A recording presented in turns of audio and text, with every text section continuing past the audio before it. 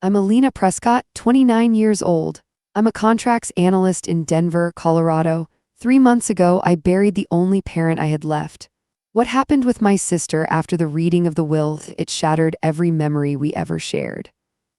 The last time I saw my father alive, he was tracing the edge of a photo frame with his thumb. It was a picture of us, him, Brielle, and me, on a dock at Twin Lakes. I was 9, missing my front tooth, holding a rainbow trout with both hands. He'd caught it but let me take the credit. "You're the strong one," he'd said to me then. He said that a lot over the years, usually when I was crying. Now in the hospice bed, he didn't say much at all. Just stared at the frame, the ghost of a smile pulling at his mouth before he fell asleep for the last time. That smile haunted me in the lawyer's office just 3 days later. The room smelled like paper and cold air. Everything about it was too polished. Even the bottled water on the coffee table looked expensive. Mr. Havers sat behind a sleek mahogany desk, papers stacked neatly in front of him. Brielle was next to me, her perfume sharp, citrusy, confident, familiar. She hadn't cried at the funeral, not once. She just stood tall in her tailored black coat, hands folded in front of her, eyes dry. "I cried enough for both of us." "Elena, Brielle," Mr. Havers said, clearing his throat. "Thank you for coming in." I nodded, my hands were clasped tightly in my lap, knuckles pale. He reached for a folder and opened it slowly, like it weighed more than paper ever should. "There's been an update to your father's estate documents. A revision was filed in early January, about 3 weeks before he passed." I blinked. I hadn't known he'd updated anything. He never mentioned that. "Your father," Mr. Havers continued, "signed a new version of the will that leaves the full amount of the Prescott family trust, approximately $620,000, to Brielle Prescott." Silence. I stared at him, not fully registering the words. I glanced at Brielle. Her face was unreadable. A flicker of something passed behind her eyes. Was it guilt? No, it was steadiness, confidence, control. "That can't be right," I said slowly. "He told me we'd split it 50-50. Mr. Havers adjusted his glasses. "That was the original draft, but this revised version supersedes that, signed and notarized on January 5th. Brielle finally spoke, her voice smooth, calculated. "He said you were overwhelmed, Elena, that you didn't want to deal with the finances, that you'd rather have peace than pressure." I couldn't breathe. "No," I said, "that's not true. He never said that to me." "He told me," she replied, shrugging lightly. "We talked a lot more than you knew." I turned to Mr. Havers. "May I see the documents?" He slid the folder across the desk. I opened it with trembling fingers. There it was, in black and white. The revised will, a different paragraph under distribution of assets, a notary stamp, and my signature at the bottom of the acknowledgement section. Except I never signed it. My throat tightened. I knew my own signature. I'd written it on thousands of forms, contracts, checks. This one was close, but off. The P in Prescott curled the wrong way. The angle of the E leaned too upright. It looked like mine, but it wasn't mine. I stared at Brielle. You forged my name." She didn't flinch, didn't even look up. Mr. Havers cleared his throat again. "Everything appears to be in legal order. If you'd like to contest this version, I can refer you to an estate attorney." My hands were ice. I stood up, the chair legs scraping against the marble floor. "This isn't over." Brielle glanced at me with a faint smile. "Of course it is." Outside, the sky had turned that strange Denver gray, muted and endless. Wind tore through the streets. I walked without knowing where I was going, tears stinging my eyes. I sat on a frozen bench 3 blocks away and stared at nothing for what felt like hours. How do you process that your own sister, your blood, looked at your father's death and saw a cash grab? How do you sit with the knowledge that she didn't just take the money, but erased you from the will, your father's last intention, as if you didn't exist? That night, I couldn't sleep. I opened old texts from Dad, listening to the last voicemail he left me. His voice sounded tired but warm. "Love you, kiddo. Let's do dinner soon. Bring those cinnamon muffins I like." I opened his bedroom drawer, still full of his things. In the bottom, I found the older will, the one that split the inheritance equally. It was signed, clear, documented, undeniable.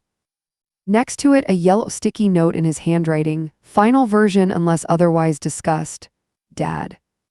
I held both documents up to the light. The signatures didn't match, not mine, not his. My chest burned. She forged both. I sat back, cold spreading through my body in waves. Brielle had stolen $620,000. But it wasn't just money. She had stolen the last piece of our father that I still trusted, the part that believed in fairness. I was done being the quiet one. The obedient one. She thought she'd won.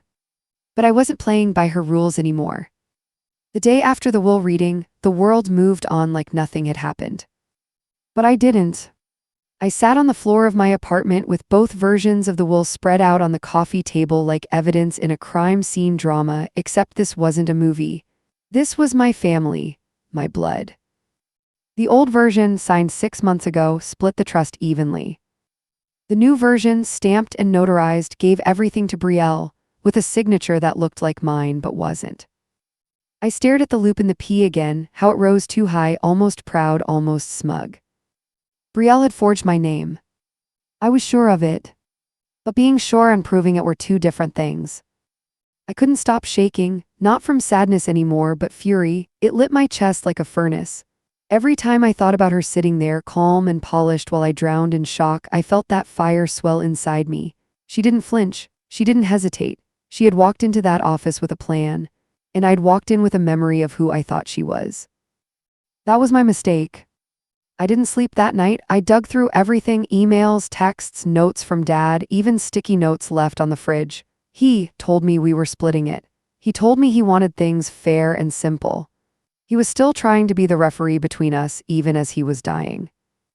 I remembered holding his hand in hospice, whispering things I never said out loud growing up. That I loved him. That I forgave him for the long absences when he had to work overtime. That I hoped he knew I never blamed him for Mom leaving. He never replied. He just squeezed my hand. The next morning, I called out of work and drove to the notary's office listed on the fraudulent will. I found it online, an old building between a check cashing place and a nail salon east of downtown. Inside, the lights flickered. The air smelled like old carpet and hand sanitizer. A woman sat behind bulletproof glass, scrolling through her phone with a bored look on her face. "Hi," I said, trying to steady my voice. "I'm trying to verify a notarized document. It lists your name and seal from January 5th. She squinted. "Let me see it." I slid the printed copy under the glass. She frowned immediately, pulled over a thick spiral-bound logbook and began flipping through the pages. "Nope," she said after a few minutes. "That day I had jury duty, didn't notarize anything. This signature's not in my log. Someone probably scanned my stamp. It happens." My stomach dropped. "So this isn't real." She pushed the paper back. "It's forged, definitely. You should report it." I sat in the parking lot afterward, gripping the steering wheel with white knuckles. It was like the world had split into two versions, one where I still trusted Brielle, and one where I couldn't even say her name without feeling like I was choking on a lie. She faked a legal document, not just one too. And she got away with it. I drove straight to my dad's CPA, Mr. Blanton. He was in his 70s, always wore suspenders, and smelled faintly of pipe tobacco even though I never once saw him smoke. "Elena," he said kindly as I sat down, "you look just like your dad," same worried brow. "Thank you," I whispered. He poured coffee into a chipped mug and slid it to me. "What's on your mind?" I handed him both versions of the will. "Did you ever see this second one, the one giving everything to Brielle?" He scanned it carefully. "No, that's not the version I reviewed." "You're sure?" He looked me dead in the eye. "Positive. Your dad sent me the other one, this one," he said, pointing to the original. "He said it was his final version, wanted things split evenly so you two wouldn't fight." Those were his words. "Then why would she say he changed his mind?" Mr. Blanton sighed. "Because your sister has always been ambitious, and your dad, God rest him, was too tired near the end to fight." That hit me like a punch. "Would you be willing to say that in writing?" I asked. He nodded. "If it helps make this right, yes." I left his office with shaking hands, a folder full of proof, and a quiet, rising certainty in my chest. She wasn't going to win. But I wasn't going to go to the police yet, not because I was afraid of legal fallout, but because I wanted something more than justice. I wanted her to feel it. To watch her world shake the way she tried to shake mine. So I made a decision. I opened my laptop and pulled up the website for Wendell and Knox, the new consulting firm downtown. Brielle had just started there as a lead talent strategist. Her LinkedIn was updated the week after Dad's funeral. And as fate would have it, they were hearing. Not just hearing, they were scaling fast. A new government contract, new infrastructure, new roles, dozens of them. That's when the idea started forming, not vengeance, not yet. Strategy. I applied for a position I was overqualified for, project coordination consultant. I didn't want the job. I wanted in. And 3 days later, I got an interview invitation from their COO. Her name was Melissa Trent. And I recognized it immediately from college. We shared a few courses. I remembered her as sharp, calm, always 2 steps ahead. Perfect. I dressed with intention for the meeting, muted gray blazer, hair pulled back, no makeup except for a single line of eyeliner, professional, sharp, focused. Melissa welcomed me into her office with a curious smile. Elena Prescott, she said, shaking my hand. God, your name sounded so familiar. We had poli-sci together, didn't we? I smiled. We did, junior year. We talked for a while, mostly about process, growth strategies, hearing risk. I didn't say much about Brielle at first, not until Melissa mentioned the challenges of rapid onboarding. I've got a great team, she said, but our lead strategist Brielle is a bit swamped. I nodded. She's my sister. Melissa's eyebrows lifted. Really? That explains the last name. I paused, then I said it. There's something you need to know. I told her everything calmly, clearly, showed her the 2 wills, the CPA's letter, the notary's denial. I explained that while I wasn't asking for action, I believed her company deserved transparency. She was quiet for a long time. Why are you really here, Elena? I looked her straight in the eye. Because I want to help build something clean, and because I know exactly what someone looks like when they think no one's watching. 3 days after meeting with Melissa Trent, I officially became a contractor at Wendell and Knox. The offer came with a standard NDA, a 6-month contract, and a polite, "We look forward to your insight during this period of organizational growth." But that wasn't the real prize. The real prize was a badge. One that let me walk into the same building where Brielle now worked. When I stepped through the revolving glass doors for the first time, I didn't feel triumphant. I felt steady, grounded, like I'd finally climbed inside the storm instead of watching it from a distance. I passed reception, nodded at the security guard, rode the elevator to the 12th floor. And then, like a strange twist of theater, there she was. Brielle. Standing near the espresso machine in the employee lounge, laughing with a junior associate. Her posture was perfect, her hair pinned in a sleek knot, her heels polished. She turned as the elevator doors opened and our eyes met. She froze. Elena, she said, blinking like she'd seen a ghost. Hey Bri, I smiled, looks like we're colleagues now. There was a half-second flicker in her eyes, confusion, then panic, then the flash of performance. I didn't know you applied, she said quickly. Melissa didn't mention. She reached out, I lied. I guess they needed someone fast. You know how fast scale-ups burn through project managers. She forced a smile. Right, of course. I moved past her and tapped my badge against the security door. It beeped green. It felt like a battle cry. The next few days were a study in psychological warfare, one I didn't participate in directly. I just watched, listened, collected. Brielle tried to ignore me at first, pretending I didn't exist during team briefings. But I saw the way her eyes darted when I spoke up with insights that impressed Melissa. I saw how she stayed behind after meetings to clarify expectations with people I'd already built rapport with. And then the cracks began. A missed submission deadline from one of her referred hires. An applicant marked recommended with no background check.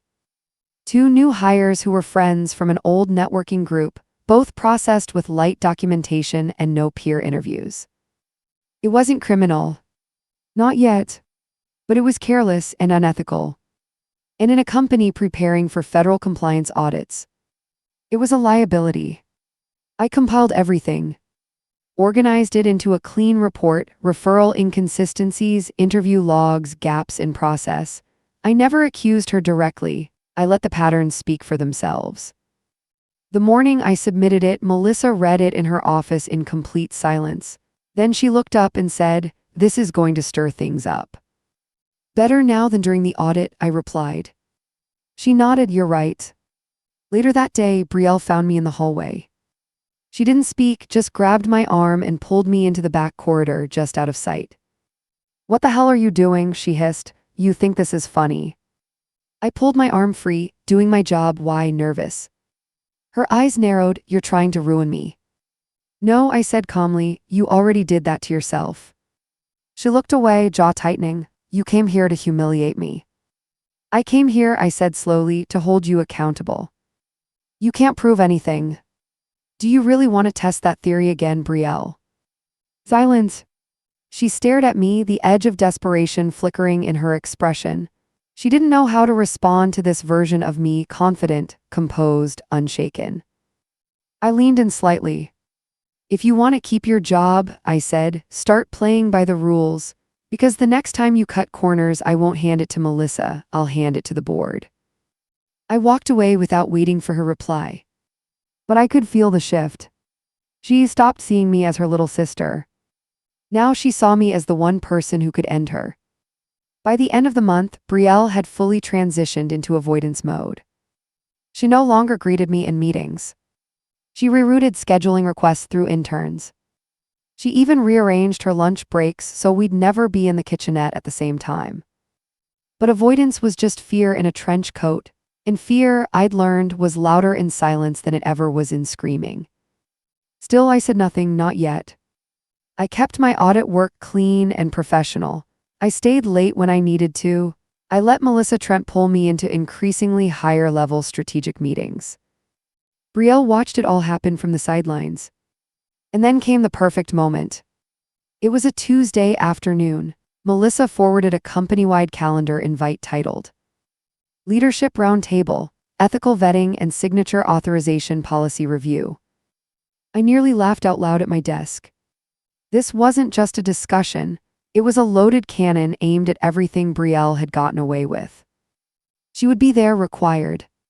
I arrived early. The conference room on the 15th floor was bright with natural light, the kind that made people feel exposed.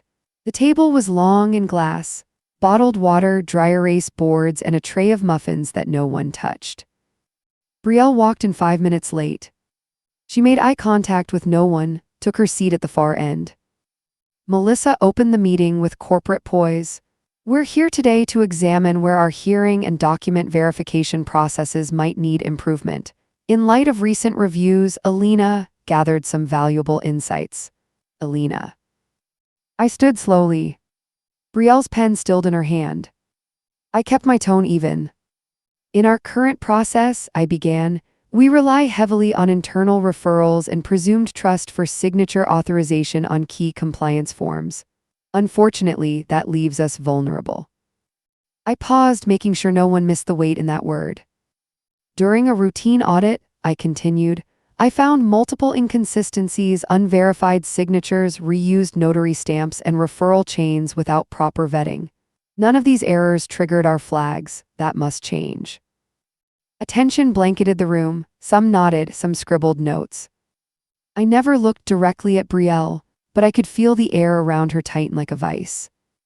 After the meeting, I returned to my desk, heart steady. I expected the backlash. I was prepared. But I didn't expect what happened next. She waited until everyone had left the floor. Then she found me alone in the hallway, just outside the supply closet. Her heels echoed as she walked up. Her face was tight, lips barely parted, not rage, fear. "You think this ends well for you?" she said quietly. "You think anyone going to care about a sibling squabble over a will?" I didn't move. "This isn't about a will anymore." She took a shaky breath. "You came into my space, my job, my life, for what? To get back at me?" "No," I said, "to make sure you never get to do it again, to me or to anyone else." Her voice dropped. You really think you're better than me, Elena? I stepped forward closer than she expected. I don't think, I whispered, I know. She stared at me, something flickering in her eyes, maybe hate, maybe heartbreak. I couldn't tell anymore. Then I opened the folder I'd been carrying. Inside, the notarized affidavit, the CPA's written statement, a forensic analysis of my forged signature, a complete formal complaint drafted and ready to file. Her face paled. You filed this? Not yet, I said, but I will unless you resign, quietly, no drama, and then. She laughed sharp, cold. Then what, you want a public apology, a blood sacrifice? I shook my head. You're going to work for me. That wiped the smirk off her face. You're insane. I just opened my own firm, I said. Compliance, ethics, process auditing. I've got 2 clients and funding from Lang and Associates. I'm hearing an admin, starting pay, entry level. She looked like she was choking on her own name. You want me to be your assistant? I want you to learn what integrity looks like, even if you have to file it in alphabetical order. She stepped back, shaking her head. I'd never agree to that.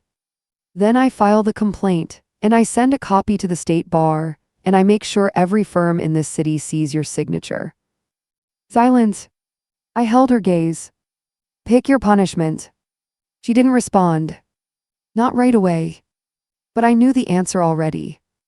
Because I saw it in her eyes, in the way her hands trembled, in the silence that followed me all the way back to my desk. She wasn't angry. She was cornered. And I was no longer the one trapped.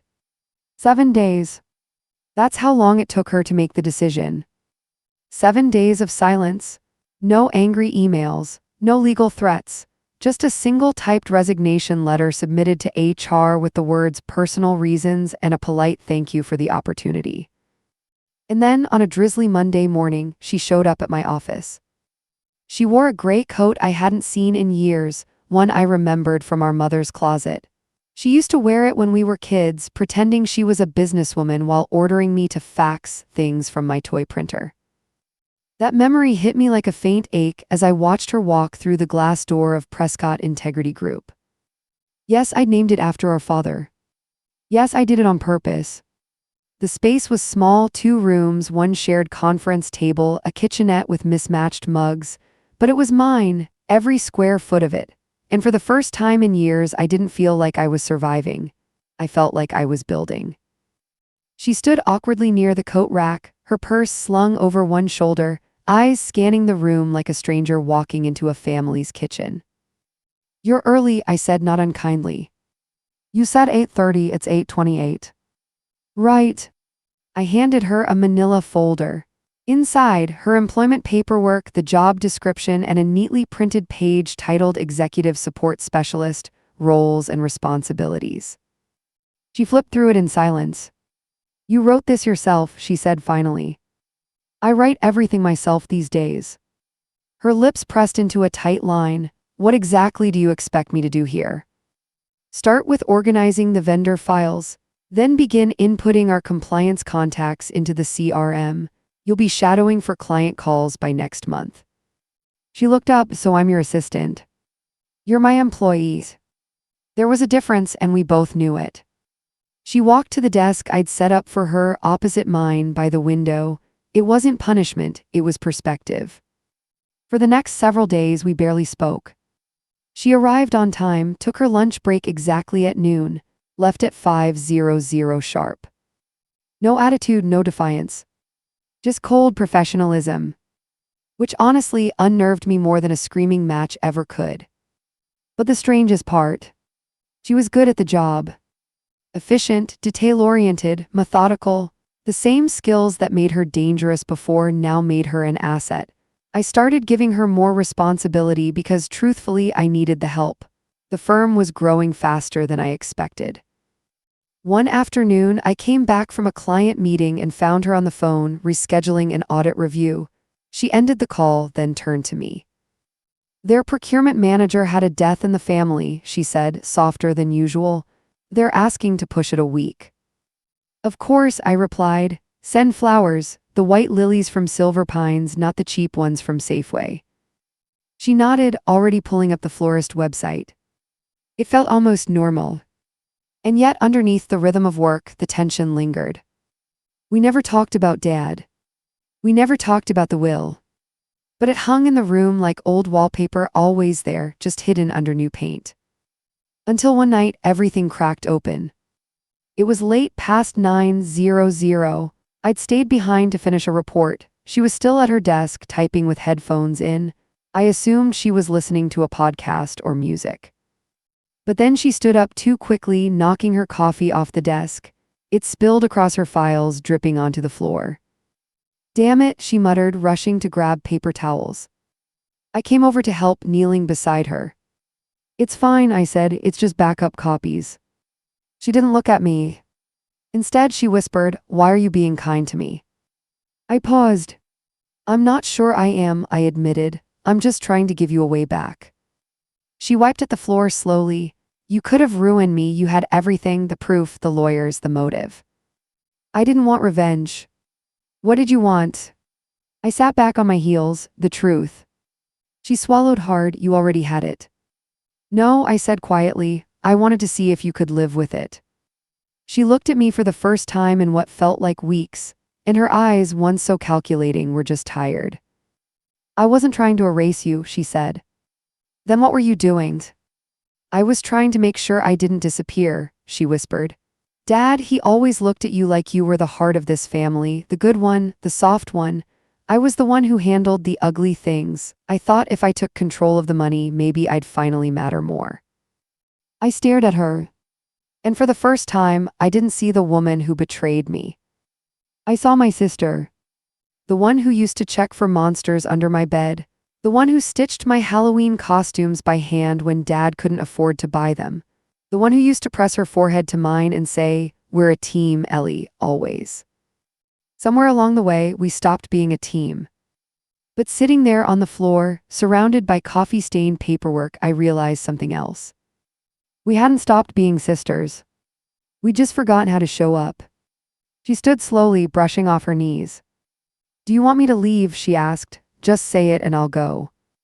"No," I said. "I want you to stay, but this job, this chance, it's not a punishment, it's a bridge. You walk it or you don't, that's up to you." She nodded, "Okay." I turned back to my desk. But before she left that night, she paused at the door. "Elena." I looked up. "Thank you for not burying me." My voice caught in my throat. "I'm not interested in burying anyone," I said. "I'm still grieving our father." She nodded once, then slipped out into the dark. I stared at the doorway long after it closed. And for the first time since the will was read, I felt the smallest crack in the wall between us. Not enough to forgive, but enough to start. Winter crept in slowly that year. Denver doesn't get the kind of heavy, theatrical snow you see in movies. Here, it drifts down in gray smudges, coats everything in a layer of cold that seeps into your bones before you even realize it's happening. It had been just over 2 months since Brielle started working at the firm. I'd begun to stop counting. At first, I thought I was just getting used to her presence. The way her heels clicked on the wood floor, the way she always tucked her hair behind her right ear when she was concentrating, the way she cleared her throat before speaking in meetings, like she was still rehearsing who she had to be. But somewhere between our 3rd coffee run and our 7th late-night client prep, something started to shift. She stopped acting like she was waiting to be fired. I stopped acting like I wanted her to leave. It was subtle at first, a shared joke here, a memory there. "I still can't believe you used to eat mustard sandwiches," I said one evening, typing up our quarterly vendor report. "It was a phase," she muttered. "It lasted 3 years." She smirked. "They were efficient." We laughed. For a moment, we were Elena the betrayed and Brielle the betrayer. We were just 2 tired women trying to make a business run on spreadsheets and frozen lean cuisines. But still, I didn't trust it. Trust doesn't regrow like hair or fingernails. It doesn't just appear because someone shows up every day. It rebuilds brick by brick. And even then, it stays fragile. I kept the original legal complaint in a locked drawer at home. I told myself I wouldn't file it, but I also couldn't shred it. Not yet. Then came that Tuesday. We had a big client audit that day, Wexford Medical Group. Small team, big compliance mess. They needed help reorganizing years of improperly logged invoices, some dating back to 2016. Brielle had been handling the digital intake forms for their vendors. It wasn't complicated work, but it had to be airtight. She texted me at 7:10 a.m. Train stalled, I'm on my way, sorry. By 8:00 a.m., the audit team was sitting in our conference room. By 8:15, Brielle still wasn't there. I started the presentation without her. I felt her absence like a weight on my spine, part worry, part anger. At 8:43, the door creaked open. She stepped in soaked. Her coat dripped onto the floor, her hair was plastered to her forehead, her shoes squeaked, everyone turned, no one spoke. She didn't try to explain. She just took her seat quietly and opened her laptop. After the clients left, she approached me in my office, her cheeks flushed. I'm sorry, she said, I should have called.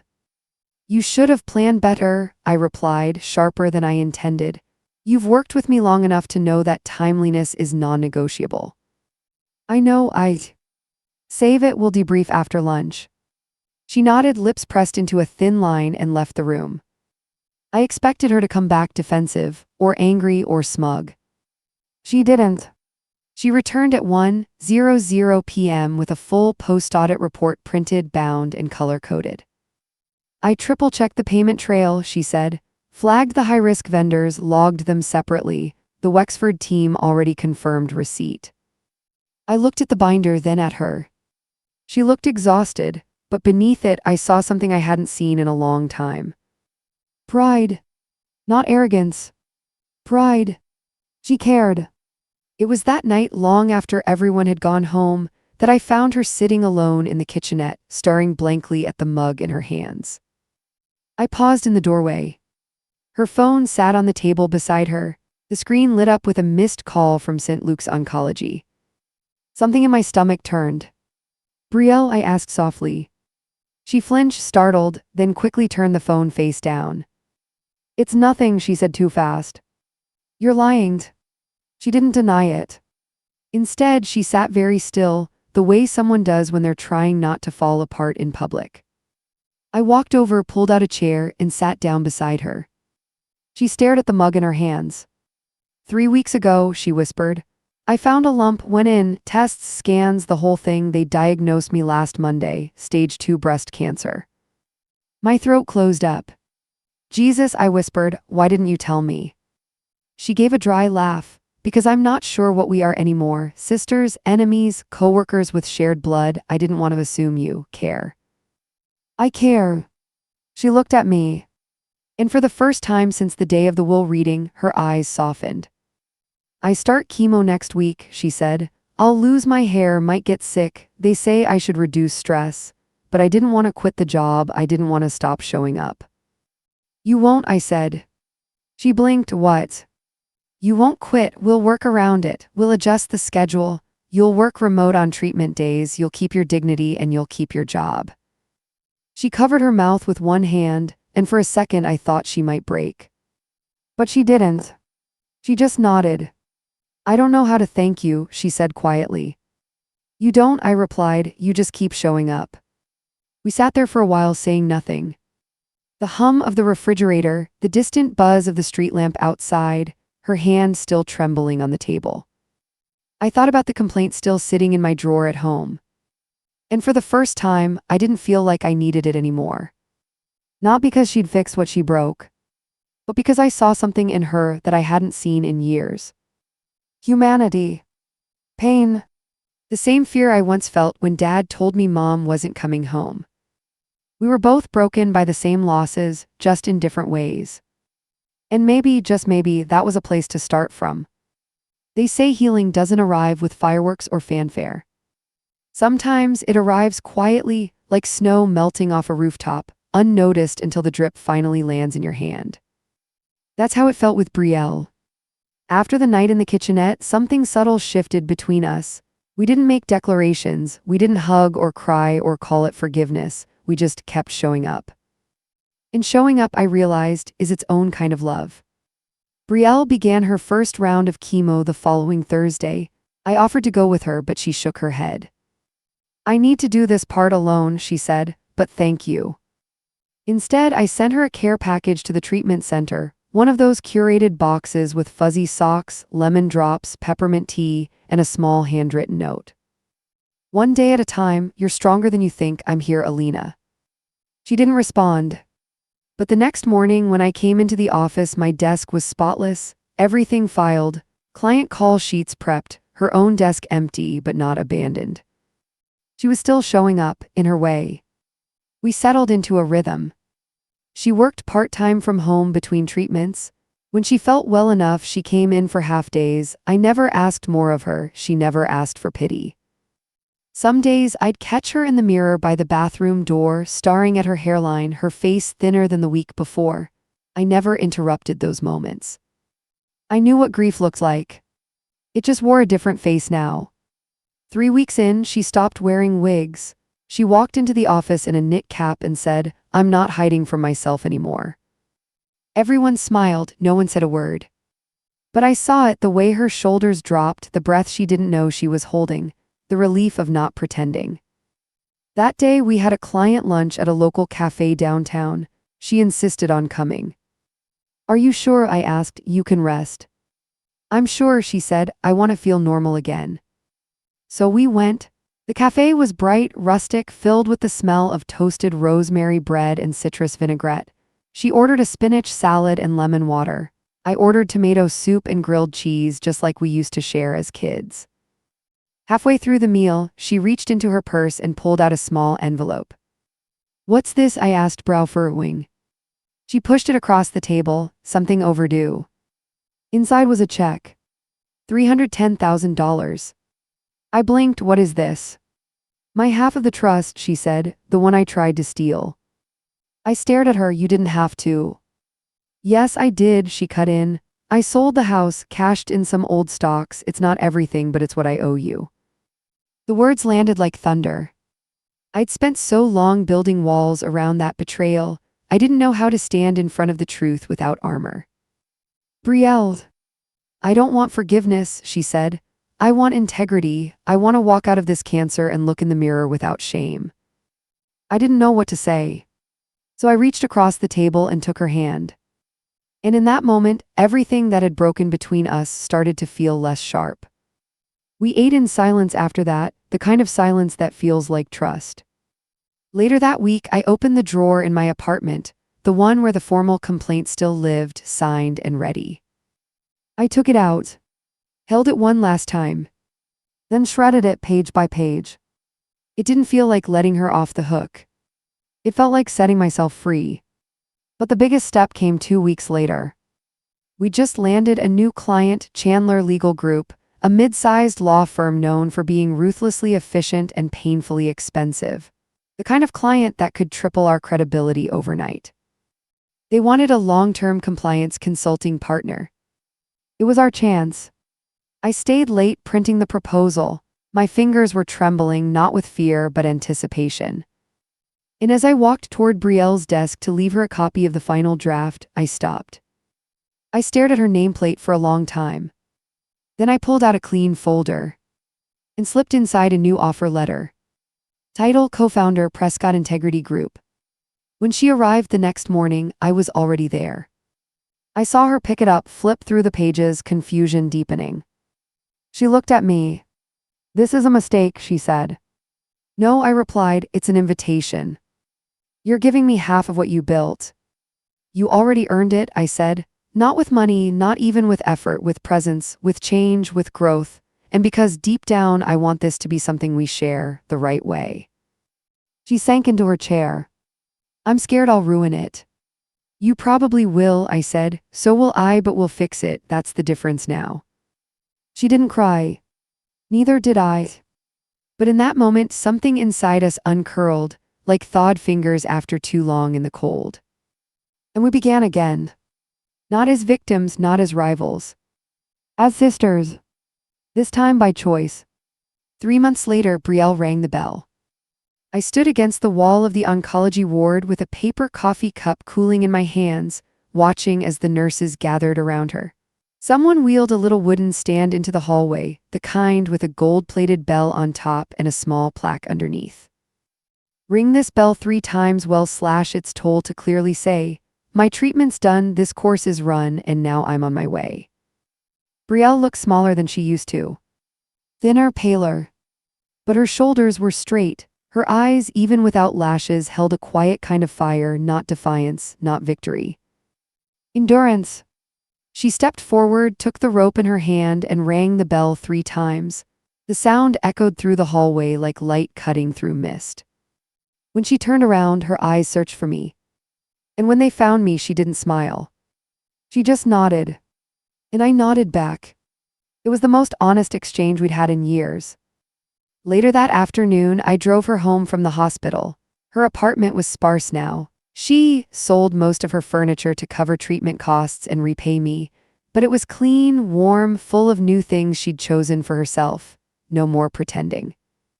"I don't know what happens now," she said as we stepped inside.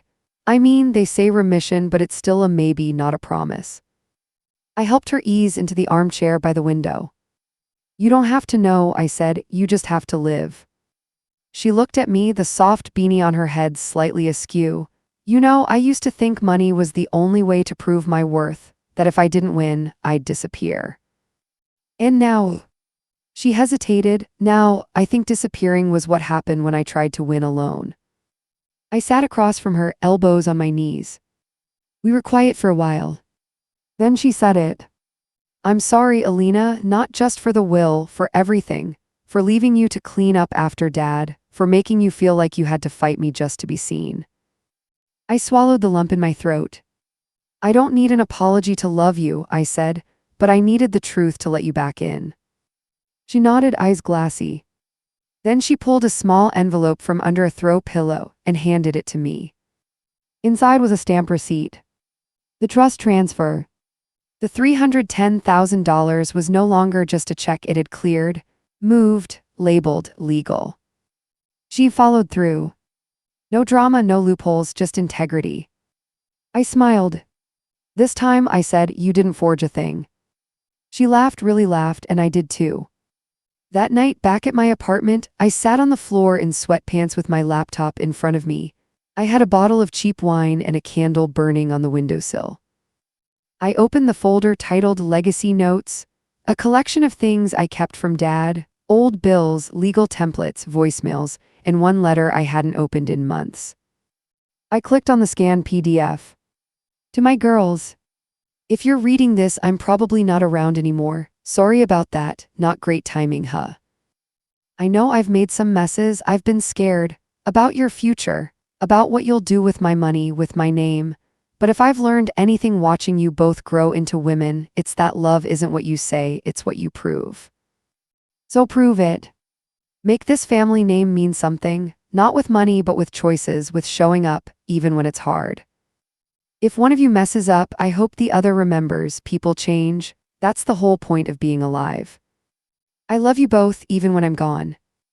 "Dad?" I didn't cry. I just stared at the screen until the candle burned out. The next morning, I walked into the office early. Brielle was already there, typing up a client contract with her scarf wrapped around her neck. I dropped a folder on her desk. She looked up. "What's this?" "Tax forms," I said, "for equity distribution." Her eyes widened. "Equity. You're officially on record now, co-founder, owner, not just in name." She opened the folder slowly, then looked up at me. "I don't deserve this." "No," I said, "but you earned it." That day we signed a new client. A woman who had started her own firm after being ousted from a company she built with her ex-husband. She sat across from us in our little glass conference room and said, "I don't want revenge. I just want to rebuild with honesty." Brielle and I exchanged a glance. It felt full circle. After she left, we stood by the window together, watching the snow fall. "You know," Brielle said softly, "he'd probably hate this." "Dad?" She nodded. 2 stubborn daughters running a company named after him, arguing over filing systems and espresso orders. I laughed. "Yeah, he'd hate it." "But Mom," Brielle added, "Mom would have loved it." I looked at her. And without thinking, I reached out and wrapped an arm around her shoulders. She leaned in. And for the first time in over a decade, we stood like that. Not as enemies. Not as competitors. Just as sisters. Trying. Choosing. Beginning again. And this time with nothing to hide.